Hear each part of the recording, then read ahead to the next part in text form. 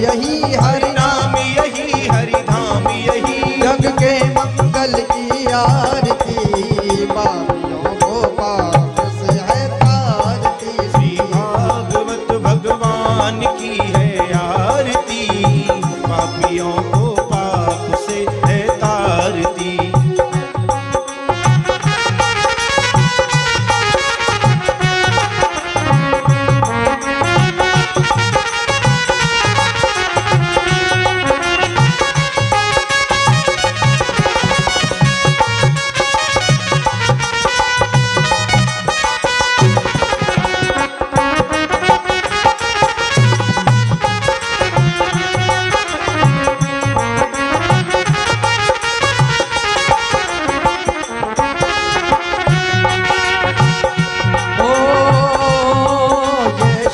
गीत पावन पुनीत पापों को मिटाने वाला हरि दर्शन कराने वाला ये शांति गीत पावन पुनीत पापों को मिटाने वाला हरि दर्शन कराने वाला ये सुख करनी ये दुख हरनी ये सुख करनी ये दुख हरनी ये सुख करनी ये दुख हरनी ये सुख करनी ये दुख हरनी श्री मधुसूदन की आरती पापियों को पाप से है तारती श्री भागवत भगवान की है आरती पापियों को पाप से है तारती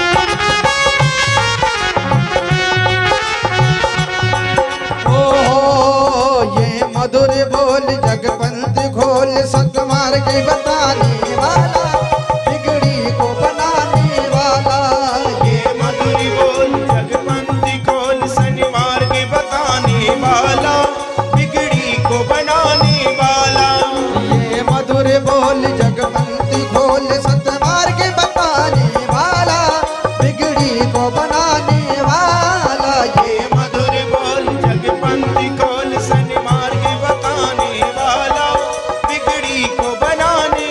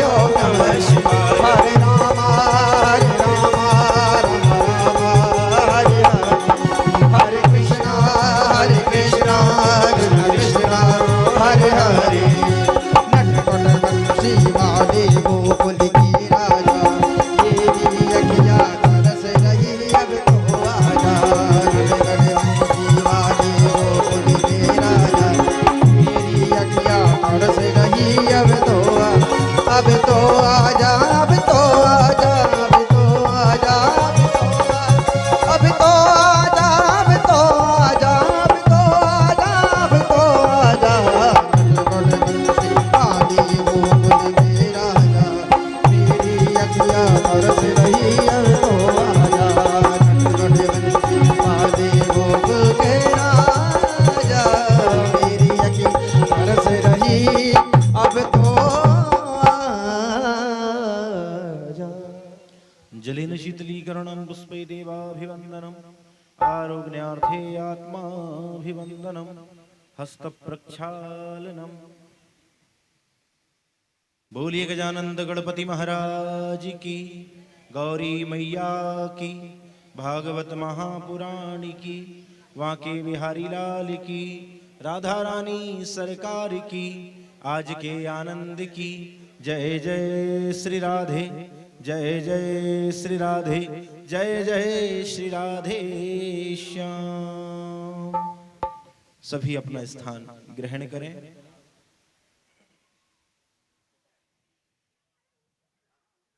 हरि की जय। कोई कहे गोविंद कोई गोपाला,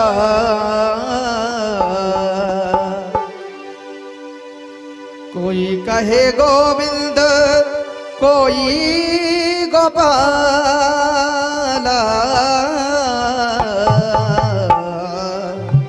और मैं तो कहूँ सावरिया बांसुरी वाला, मैं तो कहूँ सावरिया बांसुरी वाला। कोई कहे गोविंद कोई गोपाला, कोई कहे गोविंद कोई गोपाला,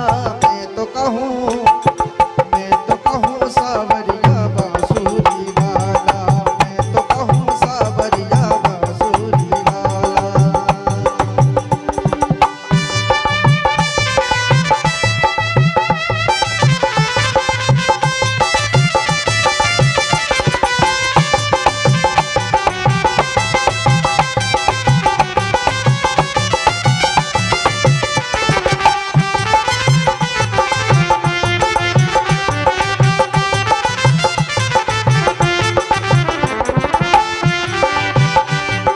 राधा ने श्याम कहा, मीरा ने गिरधर, राधा ने श्याम कहा,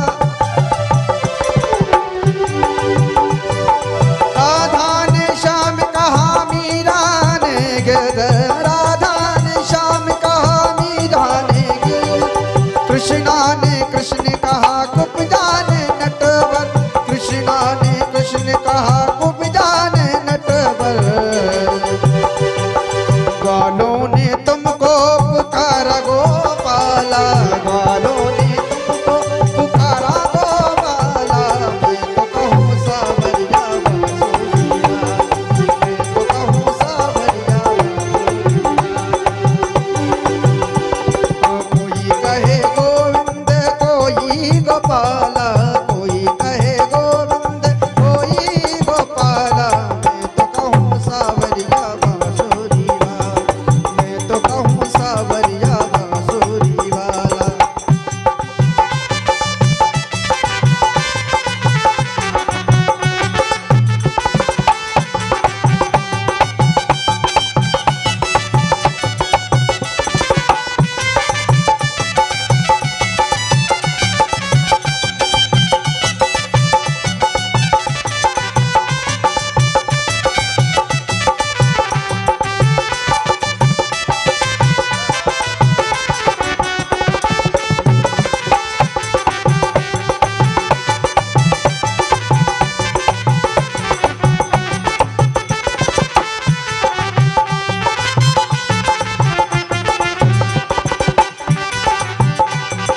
घनश्याम कहते हैं बलराम भैया, सुरों की आंखों के तुम आंखों के उजाला, सुरों की आंखों के तुम हो उजाला। भीष्म के बनवारी अर्जुन के मोहन, भीष्म के बनवारी अर्जुन के मोहन। चलिया भी कह करके बोला दुर्योधन, चलिया भी कहकर बोला दुर्योधन। मैं तो कहूँ सावरिया बांसुरी वाला, मैं तो कहूँ सावरिया बांसुरी वाला।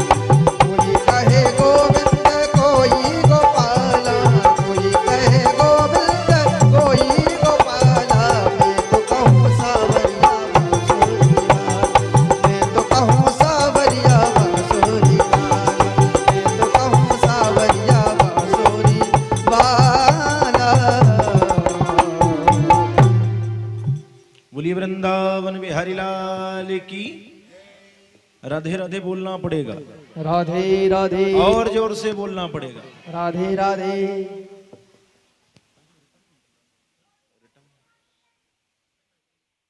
प्रवेश कर रहे हैं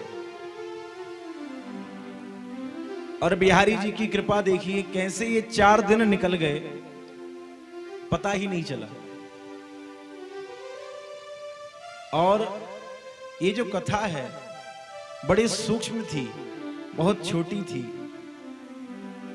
लेकिन जैसी ठाकुर जी की मर्जी होती है वैसा हमको करना पड़ता है। हमने सोचा कि बहुत छोटी सी कथा करेंगे, घर वाले सुनेंगे, लेकिन देखिए भगवान की जब कृपा हुई सभी लोग आ रहे हैं और कथा में आनंद ले रहे हैं। और कल से जो कथा है, जब भगवान कन्हैया जी का जब जन्म हो जाता है ना, तो इसके बाद ये रसगुल्ले वाली कथा प्रारंभ हो जाती है, आनंद की कथा हो जाती है, क्योंकि भगवान कन्हैया जी की लीलाएं हैं। आइए हम सभी कथा की ओर चलते हैं। एक बार जोर से राधे राधे बोलना पड़ेगा, और जोर से।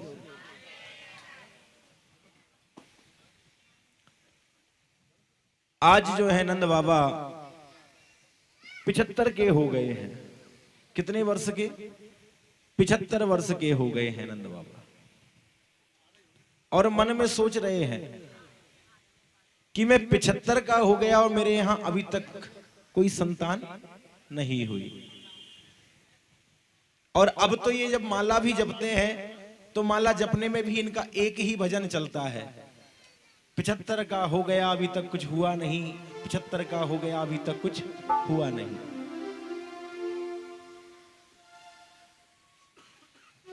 अब नंद बाबा की 2 बहनें हैं, नंदा और सुनंदा। ये नंद बाबा के यहां पर हैं अभी। और इधर दोनों बहनों को पता है कि कुछ होने वाला है, यशोदा भाभी जी के यहां।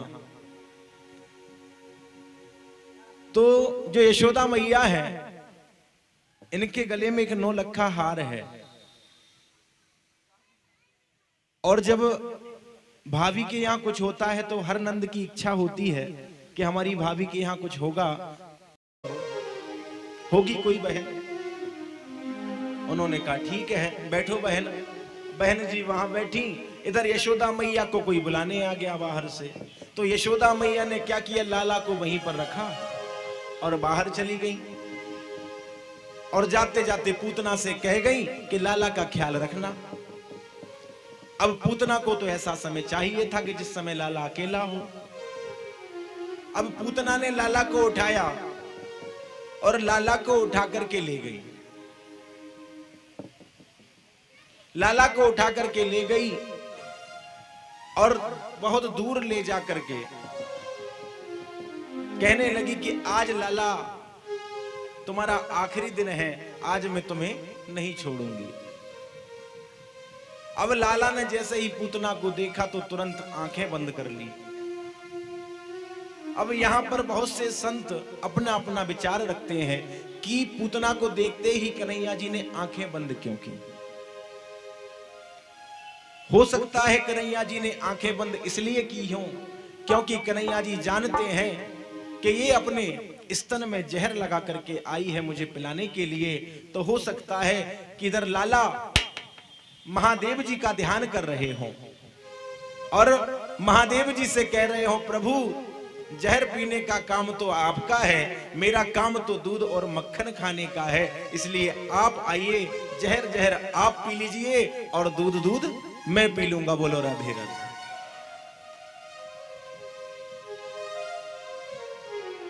और हो सकता है आंखें बंद इसलिए की हों कि ये स्तन पिलाएगी, दूध पिलाएगी तो ये मां के बराबर हो जाएगी, लेकिन ये मुझे मारने आई है, इसलिए इसकी परम गति भी देना जरूरी है। अब पूतना ले गई और ले जा करके अपने स्तनपान कराने लगी। अब जब स्तनपान कराने लगी पूतना, तो लाला ने क्या किया, स्तनपान प्रारंभ किया। और जब स्तनपान प्रारंभ कर दिया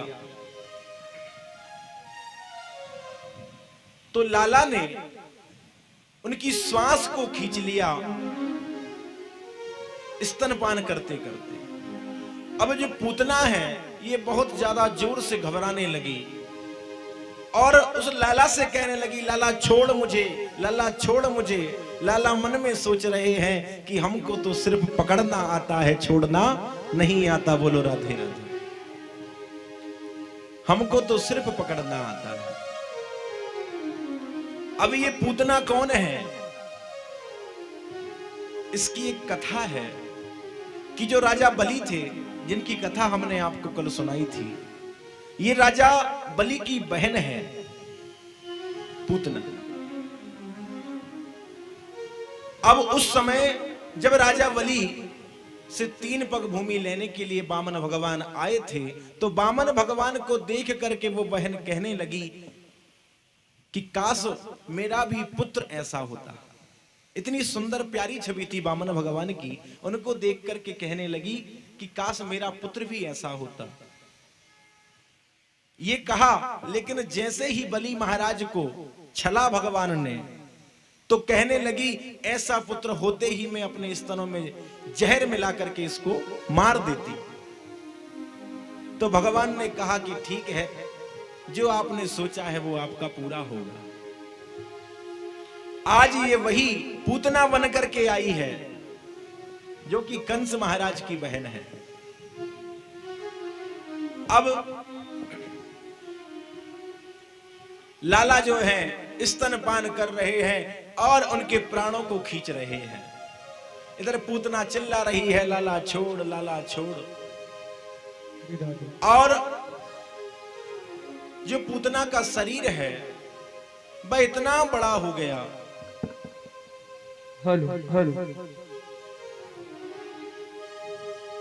पूतना कहीं वहां पे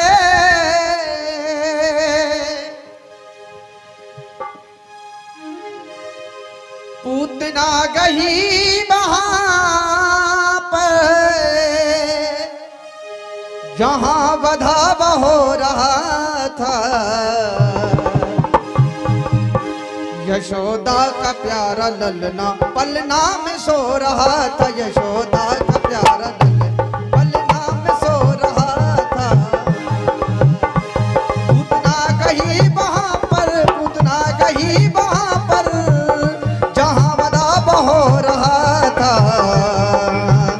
यशोदा का प्यारा ललना पलना में सो रहा था। यशोदा का प्यारा ललना पलना में सो रहा था।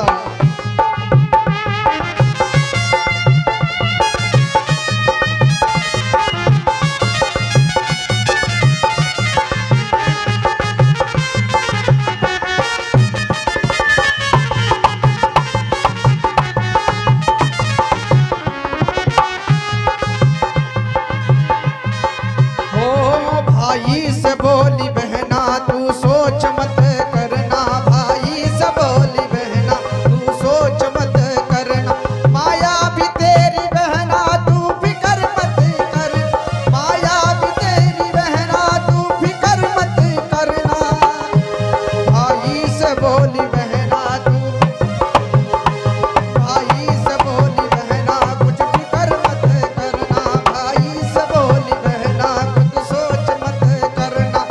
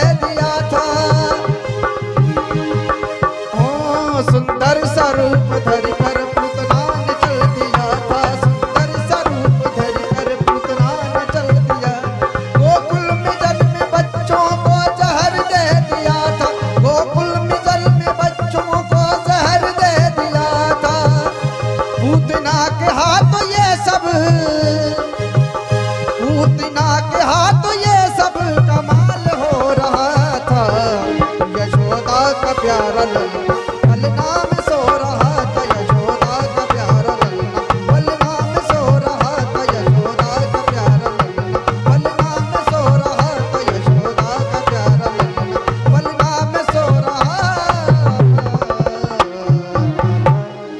बोल कृष्ण कन्हैया लाल की। राधे राधे बोलना पड़ेगा और जोर से बोलना पड़ेगा। अब इधर पूतना भगवान को स्तनपान करा रही है लाला को, और कई योजन का शरीर है पूतना का।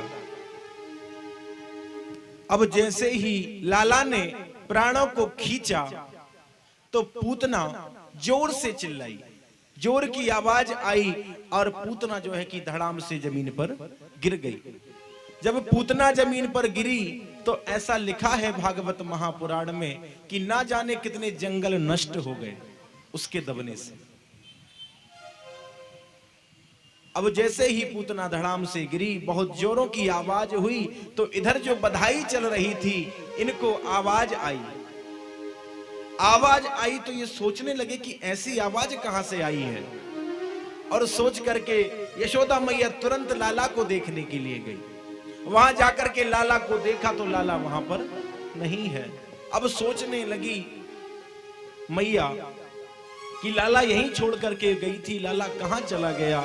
सारे गोपी ग्वाल आए, सोचने लगे। उधर से ग्वाला भागते भागते आया और आकर के कहने लगा, भैया वहां पर एक कोई राक्षसनी है, बहुत बड़ा शरीर है उसका, और उस पर हमारा लाला पड़ा हुआ है ऊपर और किलोर कर रहा है, किलोर कर रहा है। अब जैसे ही सबने सुना तो सब दौड़ करके जाने लगे वहां, और वहां पहुंचे और वहां जाकर के देखा कि एक बड़ी सी पूतना जो है पड़ी हुई है, और हमारे छोटे से लाला उसके ऊपर बैठे हैं और किलोर कर रहे हैं। अब जैसे ही ग्वालों ने देखा, गोपियों ने देखा, तो उसके पास में जाने को तैयार ना हो, सब डरे उनसे।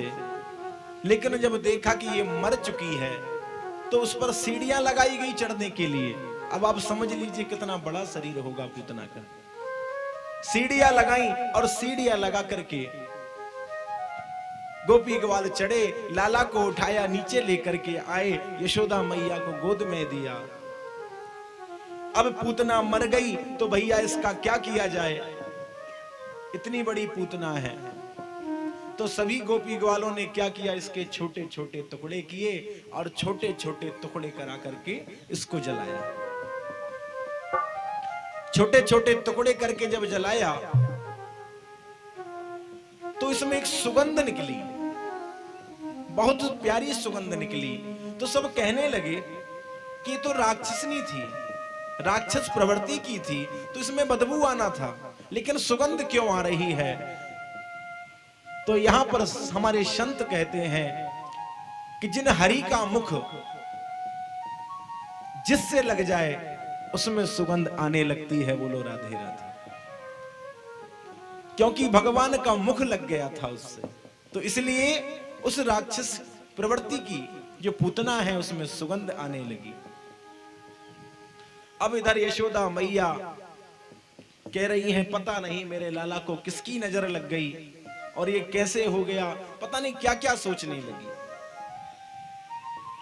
अब जैसे तैसे लाला को लेकर के घर पे आई तो सबसे पहले गौशाला में लाला को ले गई, गौशाला में ले गई और लाला को गौशाला में ले जाकर के बिठाया और गौमूत्र से सबसे पहले स्नान कराया। बोलो राधे राधे। सबसे पहले गौमूत्र से स्नान कराया, क्योंकि गौमूत्र ही एक ऐसी चीज है जो सबसे ज्यादा पवित्र है। बोलो राधे राधे। गौमूत्र से स्नान कराया। आपने देखा होगा जब हम बड़े बड़े यज्ञ करते हैं तो जो यज्ञ आचार्य जी होते हैं हमको पंचगव्य बना करके पिलाते हैं। पंचगव्य में क्या क्या होता है, गाय का दूध होता है, गाय का दही होता है, गाय का घी होता है, गाय का गोबर होता है और गाय का गौमूत्र होता है। ये पांचों चीज गाय की होती हैं उसको मिला करके आपको पिलाया जाता है। क्यों? क्योंकि इससे हमारी आत्मा शुद्ध हो जाती है, शुद्ध हो जाती है। पहले के लोग इतने अच्छे क्यों थे? उनका शरीर इतना अच्छा क्यों था? क्योंकि वो गोमूत्र पीते थे, गाय का दूध पीते थे, दही खाते थे। और आजकल के हम लोग क्या करते हैं? पैकेट वाला दूध पीते हैं, पैकेट वाला दही खाते हैं और पैकेट वाला घी खाते हैं। बोलो राधे राधे। और फिर हम कहते हैं बाद में जाकर के, भैया हमको बीपी की प्रॉब्लम है, शुगर की प्रॉब्लम है। अरे वो तो होना ही है। जब मिलावट वस्तुएं हम खाएंगे तो परेशान तो आपको होना है। लेकिन क्या होता था? पहले हर एक घर में गाय पाली जाती थी, हर एक घर में गाय मिलती थी भैया। पहले हर घर में गाय, और गाय की सेवा भी करते थे, माताएं भी सेवा करती थी, भाई बंधु भी सेवा करते थे। अब आज के समय में कुत्ते की सेवा ज्यादा हो रही है भैया, घर घर में कुत्ते की सेवा ज्यादा कर रहे हैं लोग बाग, इसलिए उनकी प्रवृत्ति भी कुत्ते की तरह हो गई है।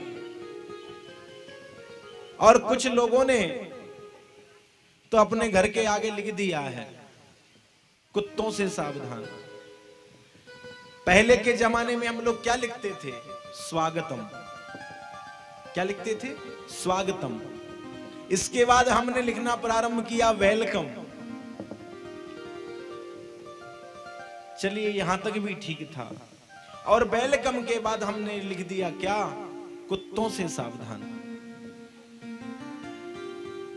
अब आप ये बताइए कि कुत्ता कौन है? जो घर में रह रहे हैं वही कुत्ते ही हुए ना। और आपने आगे प्लेट पे लिख भी दिया कुत्तों से सावधान।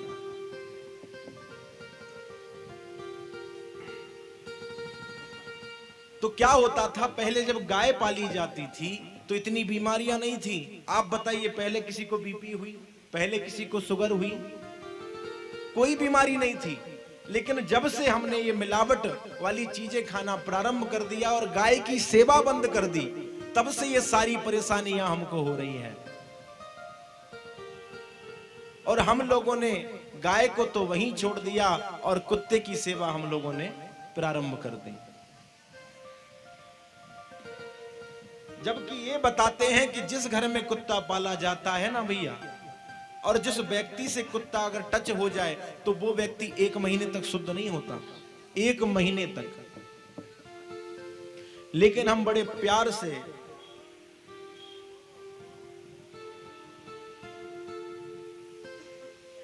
हमारे भैया चंचल जी खत्री का बड़ा प्रेम है और वो हर कथा में पहुंचते हैं। एक बार जोरदार तालियों से उनका स्वागत कीजिए।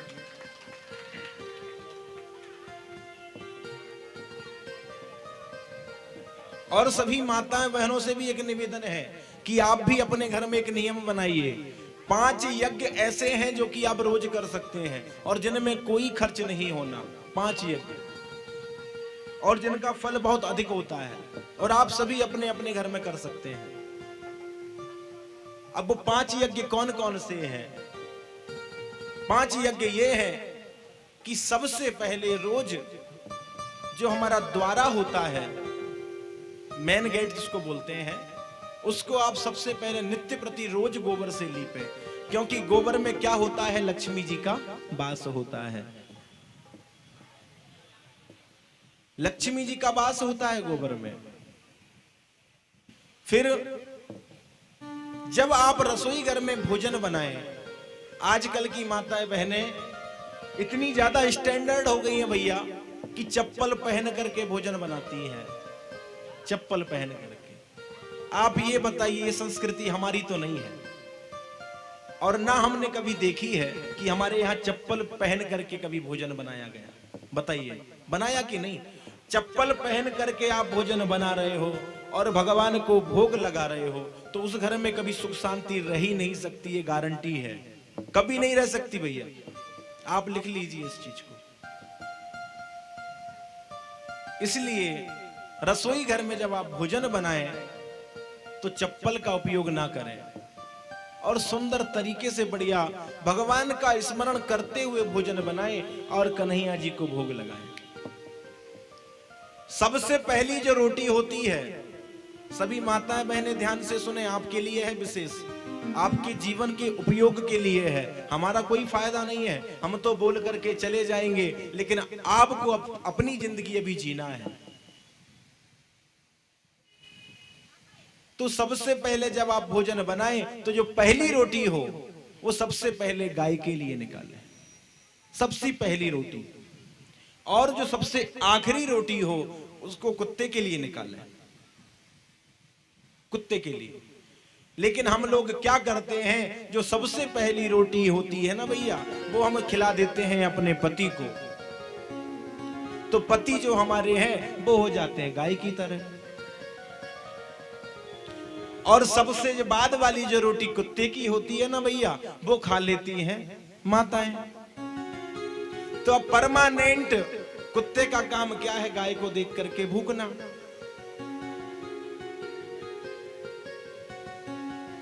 क्या काम है कुत्ते का, गाय को देख करके भूखना। तो लास्ट वाली जो कुत्ते की रोटी है वो रोटी खा लेती हैं आप लोग। अब बेचारी गौ माता क्या करे, गौ माता परेशान। अब जिस घर में गाय की रोटी पतिदेव खाएंगे, कुत्ते की रोटी पत्नी खाएगी, तो आप ये बताइए उस घर में सुख शांति आएगी?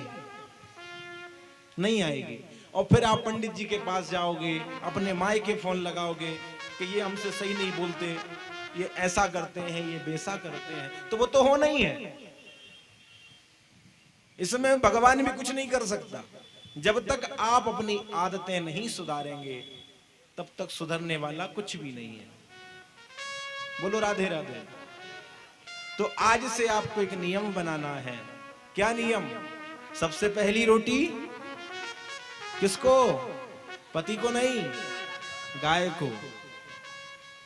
और सबसे आखिरी रोटी किसके लिए?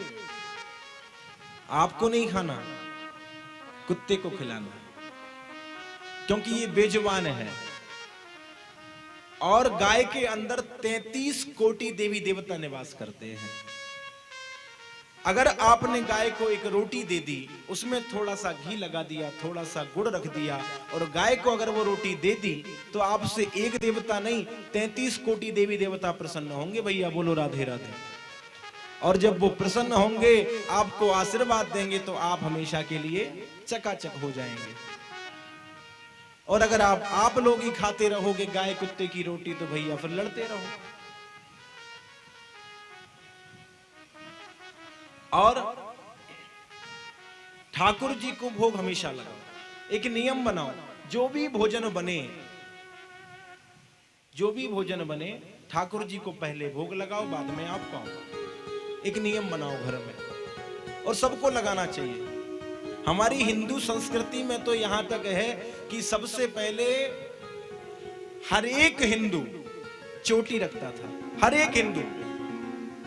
और हर एक हिंदू धोती और कुर्ता पहनता था, और हर एक हिंदू तिलक लगाता था। अब आज के समय में पता है, हमको शर्म आने लगी चोटी रखने में। चोटी नहीं रखते हम लोग। दूसरा, टीका लगाने में शर्म आती है, क्योंकि टीका लगाने का ठेका तो पंडित जी का है, आप लोगों का थोड़ी है। लेकिन कहा जाता है कि चंदनस्य महत् पुण्यम पवित्रम पाप नाशनम आपदा हरते नित्यम लक्ष्मीर वसतु सर्वदा। चंदनस्य महत् पुण्यम, चंदन लगाने से पुण्य मिलता है। पवित्रम पाप नाशनम, आपका शरीर पवित्र रहता है, और आपके जितने भी पाप हैं उनका नाश हो जाता है। पवित्रम पाप नाशनम आपदा हरते नित्यम। अगर आपके ऊपर कोई आपदा आने वाली है और अगर आपने चंदन लगा रखा है तो उसका हरण हो जाता है। और लक्ष्मीर वसतु सर्वदा, लक्ष्मी जी का हमेशा निवास रहता है। बोलिए राधे राधे। तो चंदन हमेशा लगाना चाहिए। और आज से ये बताओ भैया, गाय की सेवा कौन कौन करेगा? गाय के लिए रोटी रोज कौन निकालेगा? हाथ खड़ा करके बताओ। अब आप ये मत कहना कि हमारे यहाँ गाय नहीं है। तो गाय तो किसी के यहाँ नहीं है, लेकिन मार्केट में इतनी गाय घूम रही है। अगर हम एक रोटी भी खिलाए ना गाय को, तो हमारी गौ माता जो है कभी भूखी नहीं रहेंगी। उनका पेट हमेशा भरा रहेगा।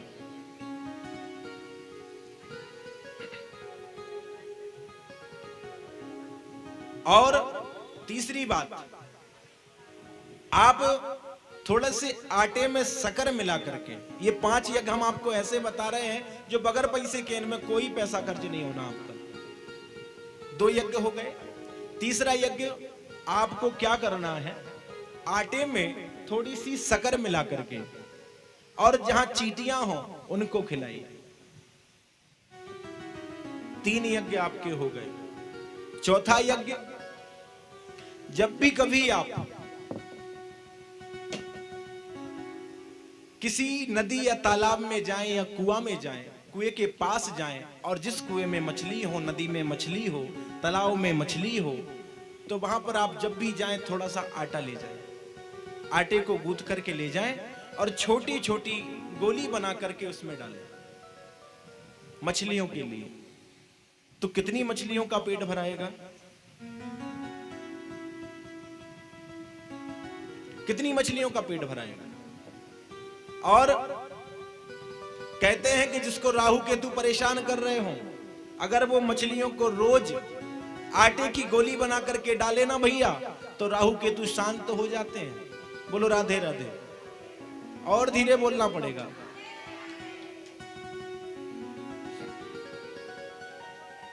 अब आपका यज्ञ बचा 5वां। तो 5वां यज्ञ ये है कि एक नारियल का गोला लीजिए। ये रोज करने का नहीं है, ये अगर महीने में आप एक बार भी कर सकते हैं। एक नारियल का गोला लीजिए और गोले को ऊपर से काटिए, काट करके उसमें घी और शक्कर भर दीजिए, ऊपर से ढक्कन उसका बंद कर दीजिए। और बंद करके जब भी कभी आप पीपल के पेड़ के पास जाएं, तो उस पीपल के पास में थोड़ा सा गड्ढा खोद करके उसको गड़ा दें और ढक दें। तो इससे कितने सारे जीव जंतु प्रसाद ग्रहण करेंगे और आपको आशीर्वाद देंगे, ये आपको और खुद पता नहीं रहेगा। बोलो राधे राधे। और एक नियम के रोज हमको सूर्य नारायण भगवान को जल देना है। ये नियम आपको रोज बनाना है। अब इधर गौ माता के पास लेकर के आई यशोदा मैया और गौमूत्र से आज लाला को स्नान कराया। अब जैसे ही स्नान कराया, स्नान कराने के बाद में तुरंत गाय गौ माता की पूंछ को पकड़ा और पकड़ करके झाड़ा देने लगी। किसको? लाला को। कहते हैं भैया जिसकी नजर कहीं उतर नहीं रही हो ना, तो गौ माता के पास चला जाए और उनकी पूंछ पकड़ ले। पूंछ पकड़कर उस पूंछ से अगर झाड़ा दे तो कितनी भी तेज नजर लगी हो, नजर उतर जाती है। बोलो राधे राधे। अब आप ये बताइए कि एक गौ माता आपकी कितनी मदद करती है, कितनी सहायता करती है। और हम क्या करते हैं, जब गौ माता हमारे घर के पास आती है ना, तो हमने इतना बड़ा डंडा एक रख रखा है गेट के पास। जैसे ही गौ माता आई, वो आती है रोटी के लिए और हम उसको दे देते हैं डंडा। लेकिन ना जाने वो गौ माता आपकी किस व्याधि को हरने के लिए आपके द्वार आई है, ये हमको स्वयं पता नहीं है। और अगर हमने एक रोटी उसको खिला दी तो हमारा कुछ कम होने वाला नहीं है, बल्कि बढ़ेगा। कम नहीं होगा, बढ़ेगा। क्योंकि हम लोग, हमारे यहाँ शादियां होती हैं तो आपने देखा होगा कितना भोजन हमारा बेस्ट होता है कि नहीं? बहुत सारा भोजन बेस्ट होता है हमारा, बेकार चला जाता है। तो चाहे शादी में भोजन भैया थोड़ा कम बनाओ, लेकिन गौ माता के लिए रोज एक रोटी जरूर बनाओ। चाहे स्वयं कम खा लो, लेकिन एक रोटी गौ माता के लिए जरूर दो। एक नियम बनाओ। इधर लाला को झाड़ा दिया, फिर लाला को सुंदर स्नान कराया, मैया ने तैयार किया। इधर नंद बाबा कंस को कर दे करके वापस आए और आकर के सभी गोपी ग्वाल कहने लगे नंद बाबा से, साइड का जो गाल होता है ना, ये फूला दिखाई दिया, बहुत सारा फूल रहा था। अब नंद बाबा पूछ रहे हैं, क्यों लाला, सालिग्राम कहाँ है तेने देखे? अब छोटे से कन्हैया मुंह मटका देते हैं कि नहीं देखे। अब ये बढ़िया उनको चाट रहे हैं लाला। अब नंद बाबा ने ध्यान से देखा और कहा कि तेरा मुंह खोल के बता, तो ये मुंह भी ना खोले। अब धीरे से नंद बाबा ने मुंह में टिल्ला दिया और सालिग्राम बाहर। फिर दोबारा सालिग्राम भगवान को स्नान कराया, चंदन किया, पूजन किया और रख दिया और कहने लगा बड़ा दुष्टी लड़का है तू, ये भगवान है, भगवान को नहीं छोड़ रहा, भगवान को खा रहा है। इधर जो कन्हैया जी हैं धीरे धीरे बड़े हुए और बड़े होकर के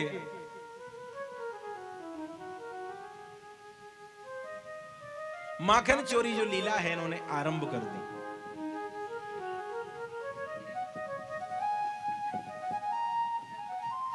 आज कन्हैया जी थोड़े बड़े हैं तो चल करके बाहर आए और बाहर आकर के इन्होंने सबसे पहले अपनी टोली बनाई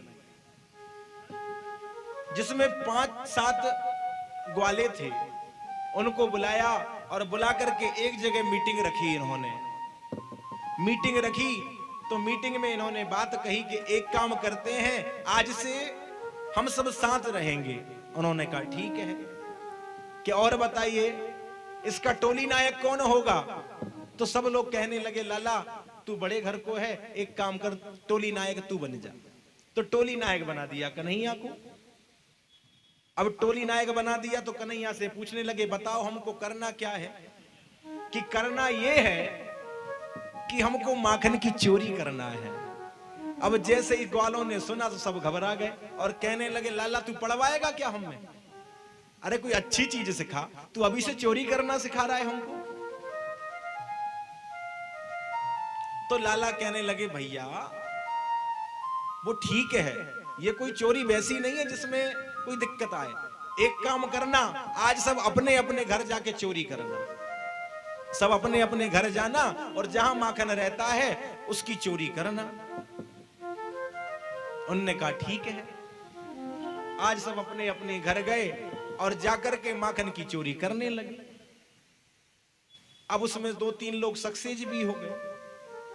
अब कुछ थे जैसे ही चढ़े तो पता लगे कि जो स्टूल होता है स्टूल खिसक गया और ये नीचे गिर गए। अब नीचे गिरे तो घर में आवाज आई, इनके मैया और बाबा उठे और इनको सूत दिया। बोलो राधे राधे। अब इनसे पूछा कि इतनी रात को तू क्या कर रहा था? तो उनने कहा कि हमारी एक मंडल बना है, एक टोली बनी है और उसमें हम सबको पहले चोरी करना सीखना है। मैया बाबा ने समझ आया कि बेटा ये काम अच्छे नहीं है, तुझे कितना माखन खाना वैसे ही मांग के खा ले, चोरी क्यों कर रहा है? अब सुबह हुई, सुबह होकर सब इकट्ठे हुए और कन्हैया से कहने लगे देख लाला आज के बाद हम अपने घरों में चोरी नहीं करेंगे, हमें चोरी करना ही नहीं है। अब कन्हैया जी कहने लगे ठीक है अपने अपने घर में नहीं करना, तो आज से अपन सब लोग मिलकर के दूसरे के घरों में चलेंगे और वहां चोरी करेंगे। अब ये सभी गोपी ग्वाल इकट्ठे होकर के ग्वाला और कन्हैया जी इनके सरदार अब नीचे गोपी ग्वालाओं को लगा ले में, ऊपर खुद चढ़ जाएं और मक्खन खाएं, मक्खन खाएं भी और नीचे टपकाते भी जाएं सबके लिए। और लास्ट में क्या करते थे, मक्खन तो छोड़ो, मक्खन के साथ साथ उस हंडी को भी फोड़ के आते थे, उस मटकिया को फोड़ के आते थे। अब इनका आतंक इतना मच गया कि सारे गोपी ग्वाल परेशान। अब हमारे बीच में भी कन्हैया जी आज माखन चोरी के लिए आ रहे हैं, माखन चोरी करेंगे।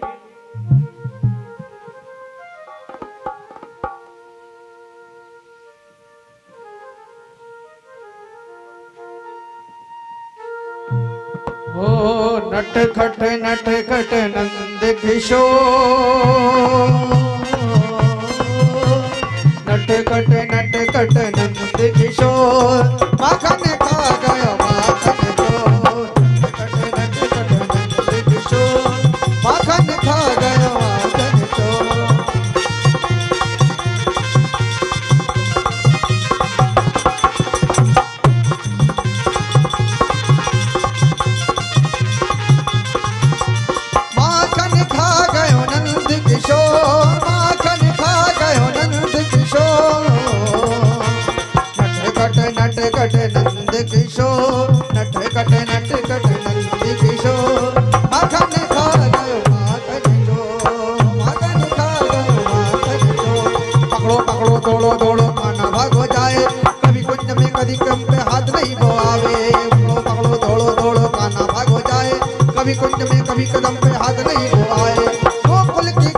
में मच गया शोर, गोकुल की गलियों में मच गया शोर, माखन खा गयो माखन चोर, नट कर नंद किशोर, माखन खा गयो माखन चोर।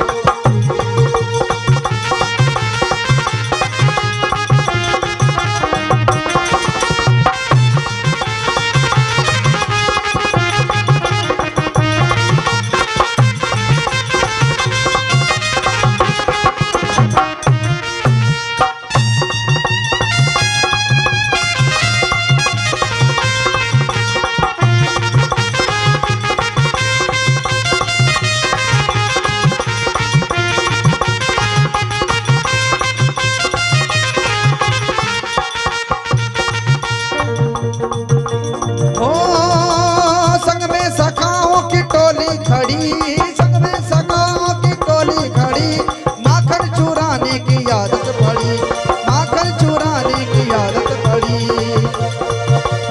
ऊंची मटकिया में माखन धरो, ऊंची मटकिया में माखन धरो, आंगन में माखन बिगड़ो पड़ो, आंगन में माखन बिगड़ो पड़ो।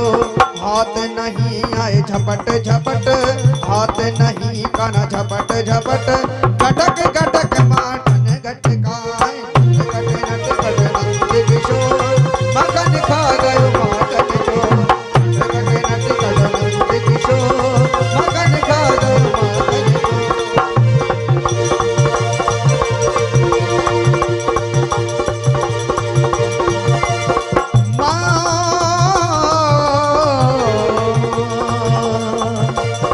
रात शाम सपने में आयो, रात शाम सपने में आयो, दैया पी गए, दैया पी गए, दैया पी गए, सारा रा रा रा रा रा रा, सारा रा रा रा रा रा रा।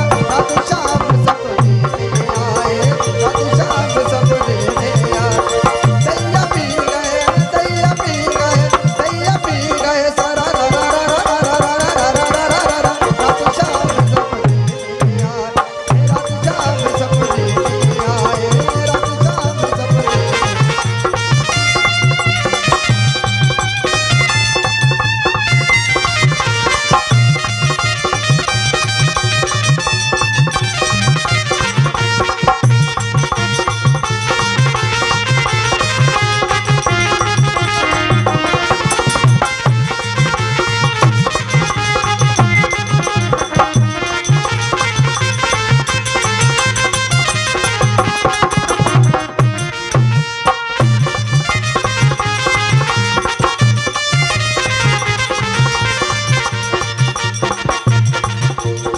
जब शाम मेरे माखन दैयो, जब शाम मन माखन दैयो, जब शाम मन माखन दैयो, जब शाम मन माखन दैयो, माखन खा गयो, माखन खा गयो, माखन खा गयो, सारा रा रा रा रा रा रा रा रा रा रा रा।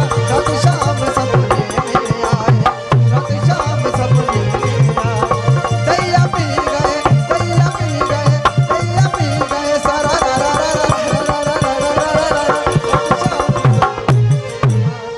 रात शाम सपने में आए, रात शाम सपने में आए। जब शाम मेरी खिड़की खोली, वो जब शाम